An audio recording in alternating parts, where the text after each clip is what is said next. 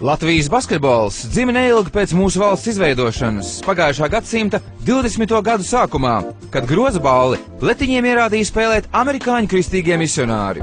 Latvieši pirmos soļus basketbolā apguva laikā, kad Latvijas republika vēl pat nebija starptautiski atzīta.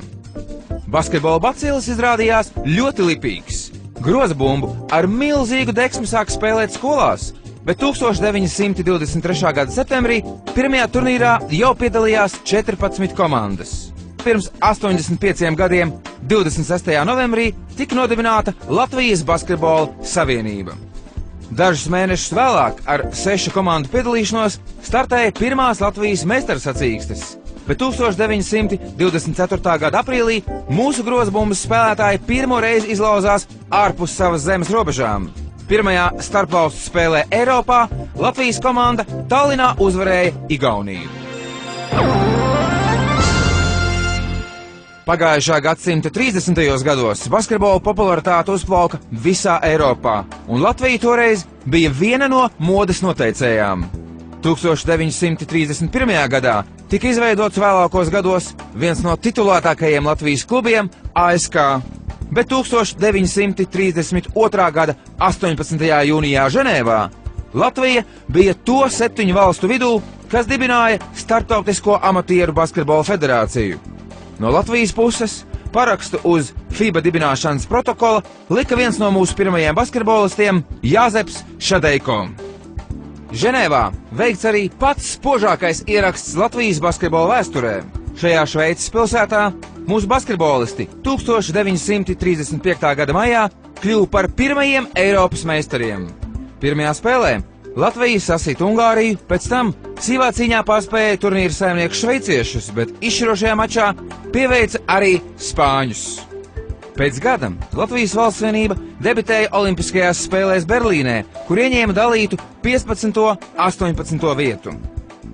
Es pasludinu, kā ir atklātas otrās Eiropas meistarsacīkstes basketbolā. Basketbola notikumiem bagāta bija arī 30. gadu nogale. 1937. gadā Latvijai uzticēja rīkot otrās Eiropas meistarsacīkstes, taču nosargāt titulu neizdevās. Spēles notika rūpnīcas Feniks pārbūvētajā ražošanas korpusā, kas bija pārtapis tobrīd modernākajā basketbola zālē Eiropā. Adolfa Graša trenētā valsts vienība savu līdzutēju priekšā ieņēma 6. vietu. 2 gadus vēlāk Eiropas čempionāts notika Kaunijā, un tur grupas turnīrā Latvija dramatiskā cīņā, ne bez tiesnešu palīdzības, ar 1 punkta starpību piekāpās turnīra saimniekiem lietuviešiem.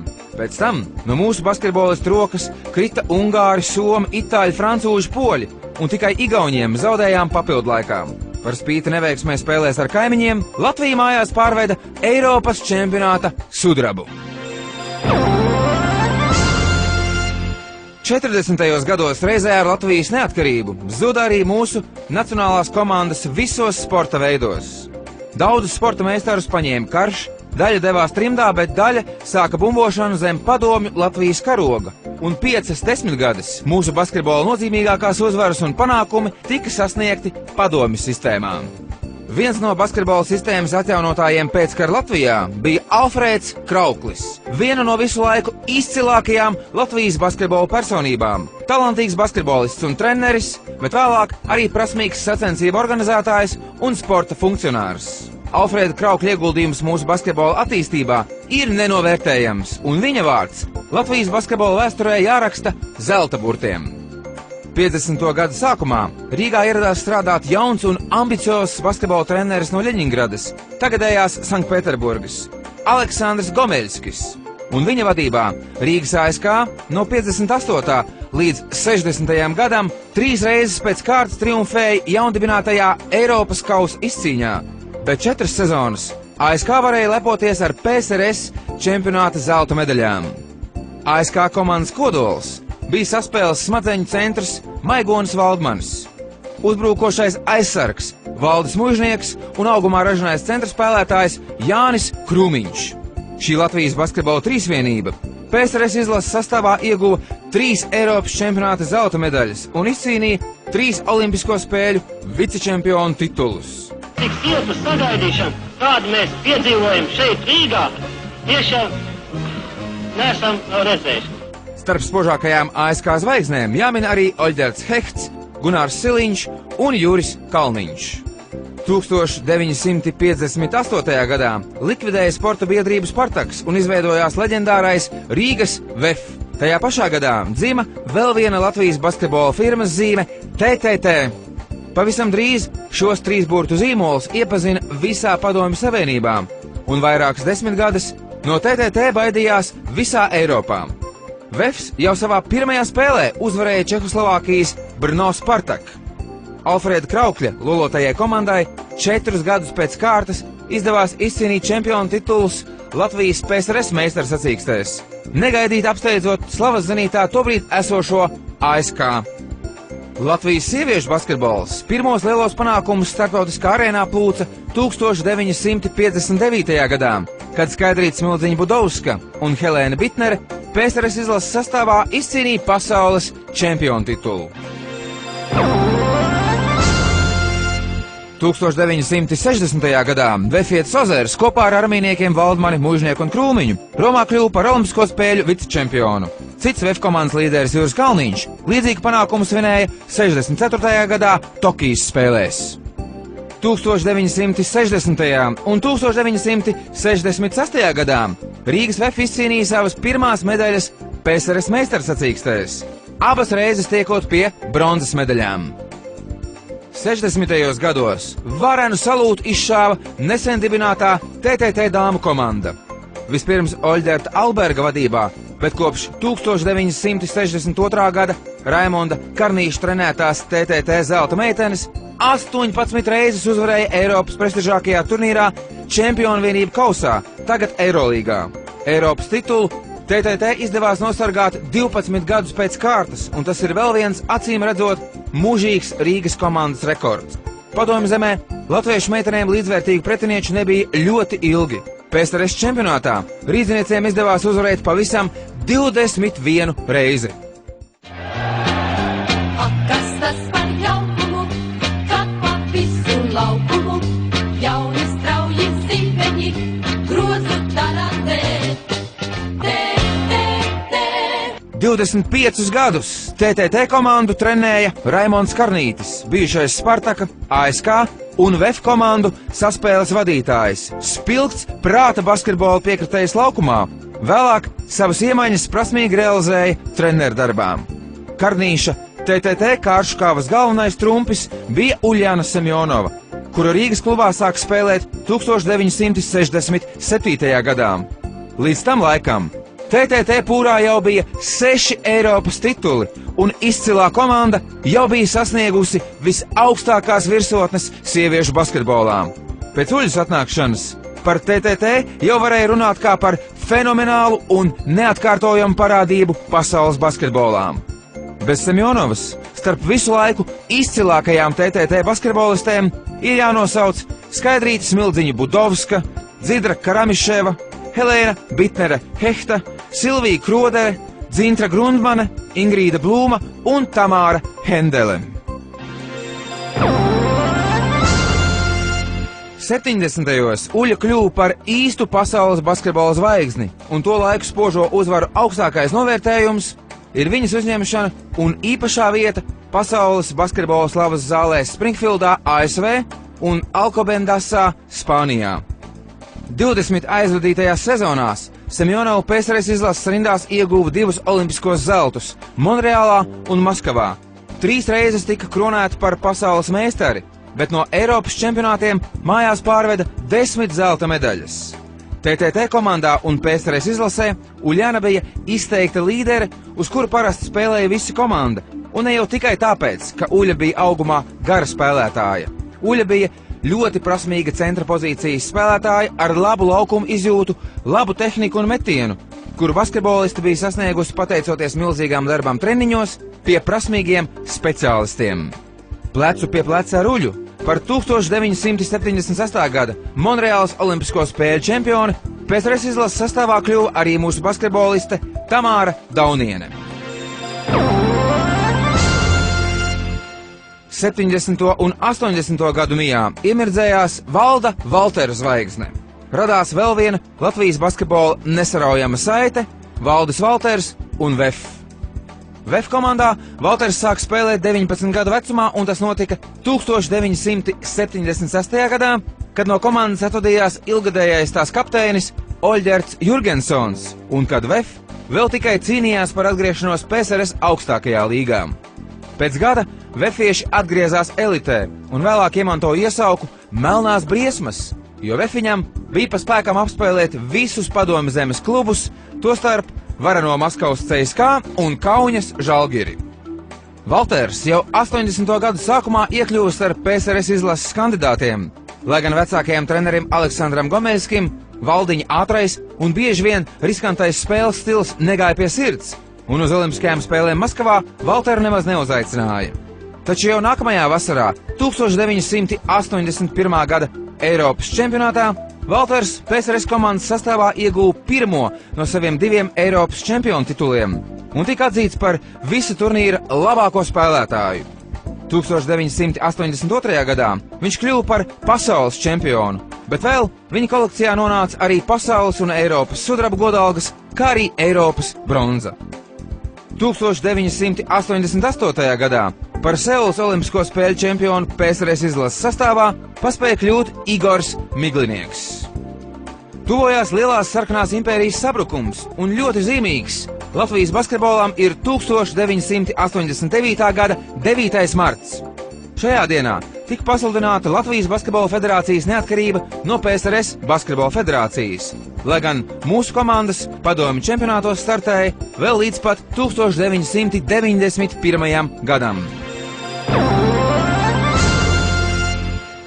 VEF komanda pēdējo PSRS meistarsacīkšu sezonu pabeidza ar 3. reizi vēsturē izcīnītām bronzas medaļām, bet tā paša gada 20. septembrī Latviju atkal uzņēma Startautiskajā amatieru basketbola federācijā.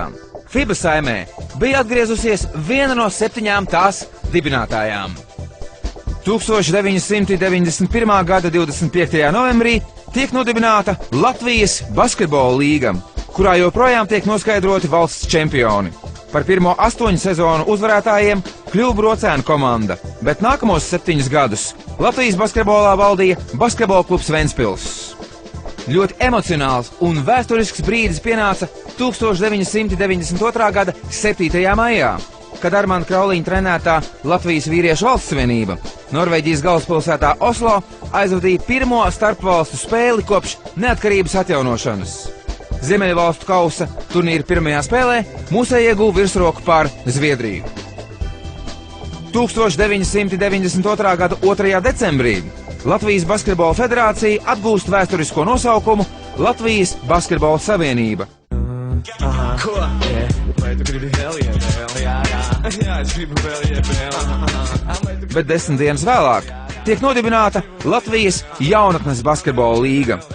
Organizācijā, kas Latvijas basketbolam jau izaudzinājusi neskaitāmus lieliskus talantus, šobrīd spēlē 429 komandas. To sastāvos ir 4785 sportisti, 185 treneri, un LJBL sistēmā darbojas 48 sporta skolas un klubi. Viens no mūsu labākajiem basketbolistiem, Gundars Vētra, 1992. gadā kļuva par pirmo latvieti, kurš spēlējis basketbola mekā Nacionālajā basketbola asociācijā. Minnesotas Timberwolves kluba sastāvā Vētra aizvadīja 13 spēles. 1993. gadā Uljana Semjonova kļuva par pirmo Eiropas basketbolisti, kur uzņēma pasaules basketbola slavas zālē Springfieldā. Svarīgajā ceremonijā mūsu izcilā basketboliste cita starpā sacīja šādus vārdus: esmu gandarīta, ka reizē ar šo godu pasaulē nesu arī savas valsts, Latvijas vārdu. Šis svinīgais brīdis kompensē to laiku, kad nevarēja pārstāvēt savu zemi. Bet tā jau ir politika. Uļai pasniedza slavas zāles 14 karātu zelta gredzenu ar iestrādātiem dārgakmeņiem un iegravētu basketbolistas vārdu. Šajā gadā Latvijas vīriešu valsts savienība atgriezās lielajās sacensībās. Armanda Krauliņa komanda startēja Eiropas čempionāta fināla turnīrā Vācijā un tika izcīnītas pirmās lielās uzvaras. Grupu turnīrā pēc zaudējuma Grieķiem latvieši sensacionāli apspēlēja itāļus un pēc tam arī vēlākos gados tik nērto Izraēlu. Noslēgumā iznāca augstā 9. vieta. Pēc TTT zelta laikmeta norieta Latvijas sieviešu basketbols slavas virsotnes sāk atkarot tikai 90. gadu beigās. 98. gada maijā pirmo reizi Eiropas basketbola meistarsacīkšu fināla turnīram kvalificējās arī mūsu sieviešu nacionālā komanda. Latvijas vīriešu valsts vienība kopš neatkarības atgūšanas pagaidām lielākos panākumus starptautiskajā arēnā sasniedza tikai 21. gadsimta sākumā. 2001. gada Eiropas čempionāta fināla turnīrā Turcijā Armanda Krauliņa komanda ar Ainoru Bagatski un Kasparu Kambalu avangardā pirmo reizi augstākās raudzes turnīrā pārspēja Lietuvu. Latvijai iznāca augstā 8. vieta kopvērtējumā, bet par turnīra rezultatīvāko piespēlētāju kļuva Raimonds Miglnieks.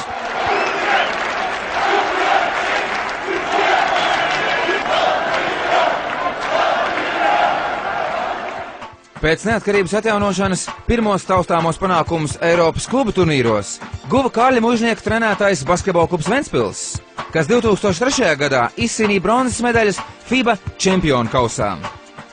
Gadu vēlāk, 2004. gada 26. novembrī, tika nodibināta Baltijas basketbola līga, kurā spēkiem mērojas tikai paši spēcīgākie Latvijas, Lietuvas un Igaunijas klubi. 2004. gadā ceļu uz NBA sāka pēdējo gadu spožākā Latvijas basketbola zvaigzne Andris Biedriņš, kur Golden State Warriors ievēroja spēlējam Rīgas Skonto komandā. Tā paša gada vasarā 18 gadus veco Biedriņu jauno spēlētāju izvēles ceremonijā Warriors izvēlējās ar 11. kārtas numuru, bet tā paša gada rudenī Andris jau debitēja pasaules spēcīgākajā līgā. Biedriņš turpināja smagi strādāt un 2007. gada pavasarī kļuva par pirmo latvieti, kurš spēlējis NBA playoff turnīrā. Savukārt 2008. gada vasarā viņš kļuva par vienu no labāk apmaksātajiem Warriors spēlētājiem un visu laiku bagātākajiem Latvijas sportistiem. Puisis no Purciema ar Kalifornijas klubu noslēdz līgumu uz 6 gadiem par 28,2 miljoniem latu. Šajā sezonā Biedriņš ir viens no Warriors kapteiņiem un NBA labākais cīnītājs zem groziem.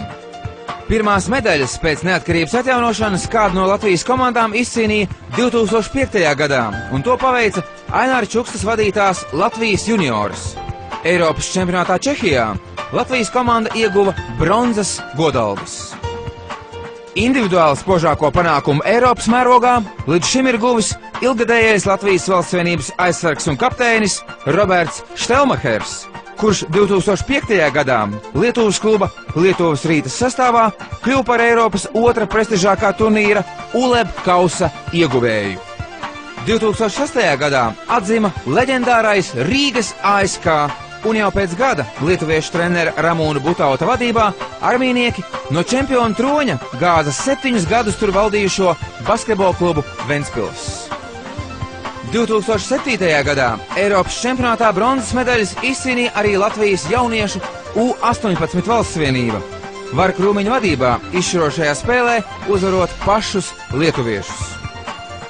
Šajā gadā Uljanu Semjonovu uzņēma tikko izveidotajā FIBA basketbola slavas zālē Madrides priekšpilsētā Alcobendasā. Uz svinīgo ceremoniju Uļa nevarēja ierasties, tomēr mūsu basketbola leģenda slavas zāli apmeklēja šī gada vasarā, kad Latvijas sieviešu valsts vienība Madridē cīnījās olimpiskajā kvalifikācijas turnīrā. Uļa kopā ar citām TTT zelta laiku meitenēm bija aktīvas mūsu komandas atbalstītājas tribīnēs un palīdzēja valsts vienībai kvalificēties Pekinas olimpiskajām spēlēm, kas ir unikāls panākums Latvijas sportā. 2007. gada Eiropas čempionātā Itālijā Latvijas Nacionālā sieviešu valsts vienība Aināra Zvirgzdiņa vadībā izcīnīja augsto 4. vietu. Ceturdaļfinālā tika uzveikta sieviešu basketbolā varenā Francija, bet bronzu izcīnīt neļāva vairāku vadošo spēlētāju savainojumi. Valsts vienības kapteine Aneta Jēkabsona Žogota kļuva par turnīra otro rezultatīvāko spēlētāju un pelnīti tika iekļauta meistarsacīkšu simboliskajā pieciniekā. Nedaudz vēlāk Latvijas komandas līdere tika atzīta par 2007. gada Eiropas labāko basketbolisti. Bez Anetas komandas spožākās zvaigznes ir Gunta Baško, Ieva Kubliņa, Liena Jansone, Ieva Tāre un Zane Tamane.